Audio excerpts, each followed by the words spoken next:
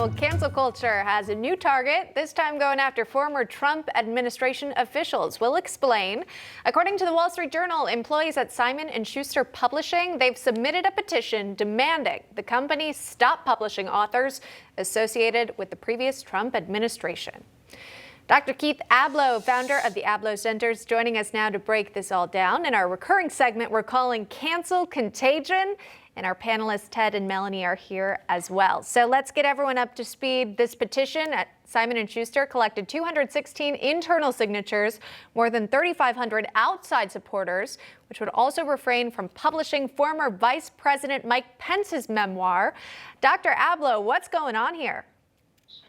Cancel contagion sweeping the nation. It's not a small thing. This is so dangerous.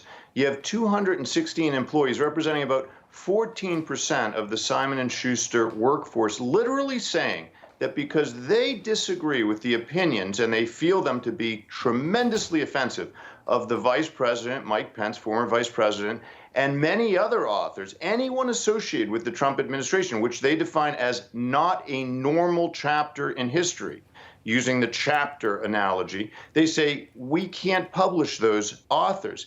It must escape them that there's a thing called free speech and that businesses might well want to publish ideas that they don't agree with by people that they don't necessarily embrace. And it might even be profitable to do so. Thank God their CEO, Mr. Karp, turned this down and didn't bow to these folks who want to not mask but muzzle people and stop them from writing. Yeah, absolutely. I mean, people can always choose whether or not they buy the book. We're not even getting to that stage if you follow the demands of people who work internally here. Again, those books for Mike Pence, as we said, but also Kellyanne Conway and William Barr as well. Switching gears slightly, there's another story we want to focus on. This in college. Former Virginia Tech soccer player Kirsten Henning was kicked off the team and the campus. This allegedly after refusing to kneel in a pregame BLM demonstration. She's now suing her former coach. She claims she was benched and berated for her political views. Keith, talk to me about this story.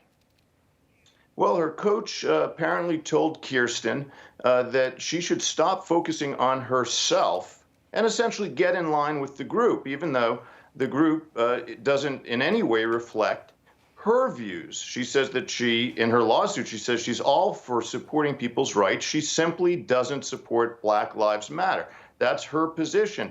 And so, as you can see, this idea is it's so frightening. It's cancel contagion on steroids because it's if you won't kneel, the coach is alleged to have said, at least symbolically, if you won't kneel, you're done. You're not going to play on the team at all. And I fear that that's a metaphor for what's happening in the United States. Look at the Simon & Schuster case. Yeah. If you won't kneel and say exactly what we think, we're not going to publish you.